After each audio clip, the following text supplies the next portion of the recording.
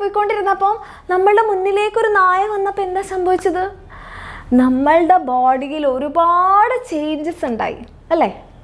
കണ്ടല്ലോ എന്തൊക്കെ ചേഞ്ചസ് ഉണ്ടായിരുന്നു. അപ്പോൾ ആ ഒരു കണ്ടീഷൻ എന്ന് പറഞ്ഞാൽ നമ്മളുടെ ലൈഫിൽ അല്ലെങ്കിൽ നമ്മളുടെ ആ ഒരു സിറ്റുവേഷനിൽ എമർജൻസി സിറ്റുവേഷനാണ്. നമ്മളിങ്ങനെ നടന്നു പോവുക, ഒരു പാമ്പ് അനാക്കോണ്ട നമ്മളിങ്ങനെ കടിക്കാൻ വേണ്ടിയിട്ട് മുന്നിൽ വായം തുറന്നിരിക്കുകയാണെങ്കിലോ, ഒന്നും വേണ്ട, അനാക്കോണ്ടൊക്കെ എവിടെയോ കിടക്കല്ലേ, ഒരു വലിയ ആന, ഒരു കാട്ടാന ഇങ്ങനെ ഓടി വരികയാണെങ്കിലോ നമ്മൾ എന്ത് ചെയ്യും? എമർജൻസി സിറ്റുവേഷനാണ്, എന്തെങ്കിലും ചെയ്തേ പറ്റൂ, അല്ലെങ്കിൽ നമ്മളുടെ ലൈഫ് പോയി അല്ലേ? അല്ലെങ്കിൽ നിങ്ങളിങ്ങനെ ക്ലാസ്സിലിരിക്കുകയാണ്, സമാധാനത്തോടെ ഇങ്ങനെ ഇരുന്ന് പഠിക്കുമ്പോൾ ടീച്ചർ പറയുന്നു, ആ വരൂ, എവിടെ നിന്ന് നിങ്ങൾ ഇന്നൊരു പ്രസംഗം അല്ലെങ്കിൽ ഇന്നൊരു സ്പീച്ച് പറയണം, ഇന്ന് പഠിച്ച കാര്യങ്ങളൊന്ന് പെട്ടെന്ന് ഇവിടെ വന്നിട്ട് പറയാം, നിങ്ങളാണെ ശ്രദ്ധിച്ചിട്ടേ ഇല്ല, എമർജൻസി സിറ്റുവേഷനാണ്, എന്ത് ചെയ്യും അല്ലേ? അപ്പം ഇങ്ങനത്തെ എമർജൻസി സിറ്റുവേഷൻസിൽ നമ്മളുടെ ബോഡീനെ ആ സിറ്റുവേഷനിൽ നിന്ന് ഹെൽപ്പ് ചെയ്യാനോ അതിൽ നിന്ന് നമ്മളെ വിഡ്രോ ചെയ്യാനോ അല്ലെങ്കിൽ അതിൽ നിന്ന് നമ്മളെ എസ്കേപ്പ് ചെയ്യിക്കാൻ വേണ്ടിയിട്ട്, രക്ഷപ്പെടുത്താൻ വേണ്ടിയിട്ട് നമ്മളുടെ ബോഡിയിൽ ഒരുപാട് ചേഞ്ചസ് നടക്കും. ഓക്കെ, അപ്പോൾ നമ്മളുടെ മുന്നിലേക്ക് നായ ഓടി കുറച്ച് വരികയാണ്, നമ്മളാണെങ്കിൽ പേടിച്ച് നമ്മൾ എന്ത് ചെയ്യണം? ആ സമയത്ത് അവിടെ ഇരുന്ന് ഭക്ഷണം കഴിക്കാൻ പറ്റുമോ? ആ നായല്ലേ, വാ വാ വാ, നീ ഒന്നിനെ കടിക്ക് നോക്കട്ടെ, അങ്ങനെ പറയോ? ഇല്ല, നമുക്ക് തിരിഞ്ഞോടണം, നമുക്ക് അവിടെ നിന്ന് രക്ഷപ്പെടണം. എന്ത് വേണം? ഓടണമെങ്കിൽ എനർജി വേണം അല്ലേ? എനർജി വേണം. എനർജിക്ക് എന്തൊക്കെയാണ് വേണ്ടത്? എനർജിക്ക് എന്തൊക്കെ വേണം? നമ്മളുടെ ബ്ലഡ് ഫ്ലോ കൂടണം നന്നായിട്ട്, എന്നാലേ ഓരോ സെല്ലിൽ എന്തുള്ളൂ? ന്യൂട്രിയൻസും ഓക്സിജനും കിട്ടുള്ളൂ.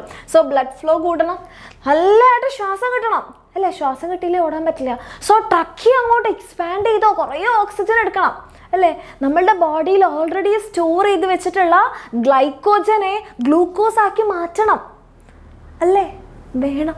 നമ്മളുടെ ഹാർട്ട് ബീറ്റ് ഒക്കെ കൂടും, നമ്മളുടെ ബോഡി ടെമ്പറേച്ചർ ഒക്കെ കൂടും. തണുത്തിരുന്നാൽ ഓടാൻ പറ്റില്ല, ബോഡി ടെമ്പറേച്ചർ ഒക്കെ കൂടി നമ്മൾ തിരിഞ്ഞോടും അല്ലേ?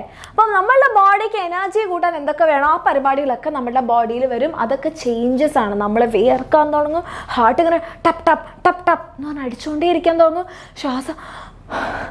ഇതൊക്കെ എന്തിനു വേണ്ടിയിട്ടാ? നമ്മൾ കുറേ ശ്വാസം എടുക്കുകയാണ്, നമുക്ക് തിരിഞ്ഞോടണം, രക്ഷപ്പെടണം നായൻ്റെ അടുത്തുനിന്ന് അല്ലേ? അപ്പോൾ അങ്ങനത്തെ ആക്ടിവിറ്റീസ് നമ്മളുടെ ബോഡിയിൽ കൂടുതലായിട്ട് നടക്കും. വേറെയും കുറേ ആക്ടിവിറ്റീസ് ഉണ്ട്, അതിനോടൊക്കെ പറയും തൽക്കാലത്തേക്ക് നിങ്ങളൊന്ന് സ്ലോ ഡൗൺ. നമ്മൾ എക്സാം ടൈം ആകുമ്പോൾ നമ്മൾ പഠിക്കാൻ കോൺസെൻട്രേറ്റ് ചെയ്യും, TV, ഇൻ്റർനെറ്റ്, യൂട്യൂബ്, അതൊക്കെ ഒന്ന് സ്ലോ ഡൗൺ. അതേപോലെ നമ്മളുടെ ബോഡിയിൽ നടക്കുന്നുണ്ട് പെരിസ്റ്റാൾസിസ്, സ്ലോ ഡൗൺ. ഇപ്പം നീ നടന്നിട്ട് കാര്യമില്ല, ഇപ്പം ഞാൻ ഭക്ഷണം കഴിക്കുന്നില്ല, സെലൈവറി പ്രൊഡക്ഷൻ ഇപ്പം ആവശ്യമില്ല, അടങ്ങ്. അങ്ങനെ നമ്മളുടെ ബോഡിയിൽ എനർജി പ്രൊഡക്ഷൻ ആവശ്യമില്ലാത്തത് എല്ലാറ്റിനെയും തൽക്കാലത്തേക്കൊന്ന് സ്റ്റോപ്പ് ചെയ്യും. ബാക്കി എല്ലാവരെയും സ്പീഡപ്പ് ചെയ്യും. എല്ലാം കിട്ടി, എനർജി കിട്ടി, തിരിഞ്ഞോടി അല്ലേ? തിരിഞ്ഞോടി നമ്മൾ രക്ഷപ്പെട്ടു, വീട്ടിലെത്തി. ഇനി അപ്പോഴും ഹാർട്ട് ഇങ്ങനെ ഡുഗുഡുഗുഡാ അടിക്കുക, ശ്വാസം എടുത്തുകൊണ്ടേ ഇരിക്കുക, ബോഡി ടെമ്പറേച്ചർ ഇങ്ങനെ കൂടിക്കൊണ്ടേ ഇരിക്കുക, നല്ല കാര്യമുണ്ടോ?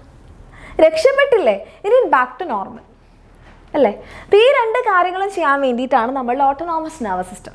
ഓട്ടോണോമസ് നെർവസ് സിസ്റ്റത്തിന് തന്നെ എന്തുണ്ട്? വീണ്ടും 2 ബ്രാഞ്ചസ് ഉണ്ട്. അതാണ് എന്ത് ചെയ്യുന്നത്? സിമ്പത്തറ്റിക് നെർവസ് സിസ്റ്റം ഉണ്ട്. ഇതിൻ്റെയൊക്കെ വലിയ ഫോംസ് കാണിച്ചു തരാം കേട്ടോ. പാരാസിമ്പത്തറ്റിക് നെർവസ് സിസ്റ്റം ഉണ്ട്.